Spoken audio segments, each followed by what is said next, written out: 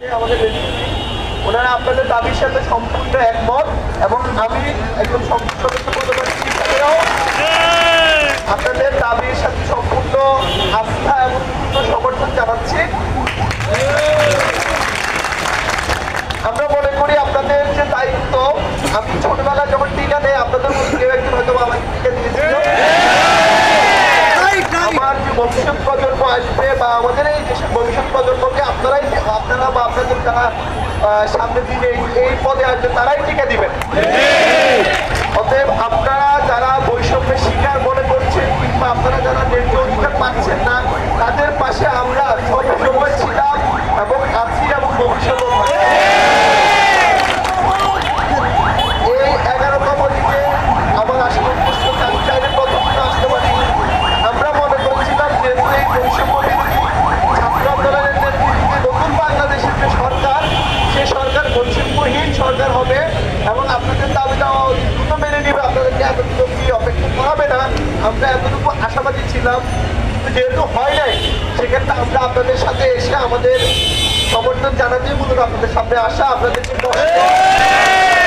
আপনারা খেয়ে না খেয়ে এই জায়গায় যে অবস্থান করছেন, এই ব্যাপারটা আমি অ্যাপ্রিসিয়েট করি, কারণ আপনারা এখানে শান্তিপূর্ণ অবস্থানে আছেন, কোনো ভায়োলেন্সে নাই, রাস্তা অবরোধ করছেন না, সরকারি সম্পত্তির ক্ষতি করছেন না। এই জন্য আপনাদের কাছে আমি আমার পক্ষ থেকে, আমার দলের পক্ষ থেকে আপনার কৃতজ্ঞতা জানাই এবং আমি আপনাদের প্রতি আহ্বান জানাবো, আপনারা অহিংস আন্দোলন করবেন। কোনো ভাঙচুর, রাস্তা দখল, রাস্তা বন্ধ করা, কারো গায়ে হাত দেওয়া, এই ধরনের কাউকে এমন করতেও দিবেন না। কারণ অনেক সময় যেটা হয়, আন্দোলনের মধ্যে দুষ্কৃতিকারী ঢুকে আপনাদের আন্দোলনকে বিঘ্ন করানোর চেষ্টা করবো। ওইদিকে আপনারা সজাগ থাকবেন। আমাদের বনানী থানার যে টহল বা দায়িত্বরত পুলিশ কর্মকর্তারা এখানেও সবসময় আছে, এখানে এজেন্সির লোকজন আছে, এনএসআই, ডিজিএফআই সবাই আছেন। আপনারা আপনাদের নিরাপত্তা নিশ্চিত করে আন্দোলন চালিয়ে যান যতদিন না পর্যন্ত আপনাদের এই দাবি পূরণ হবে।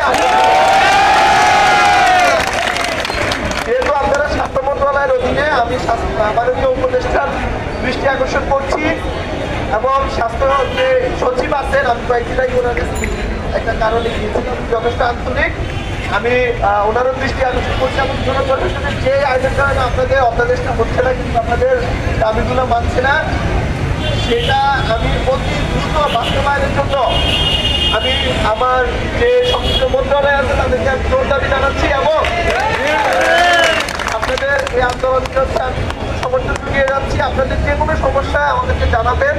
আমাদের এখানে প্রচুর ভাই আছেন যারা দায়িত্বে পরিচালনা করছেন, তাদের দায়িত্ব আপনার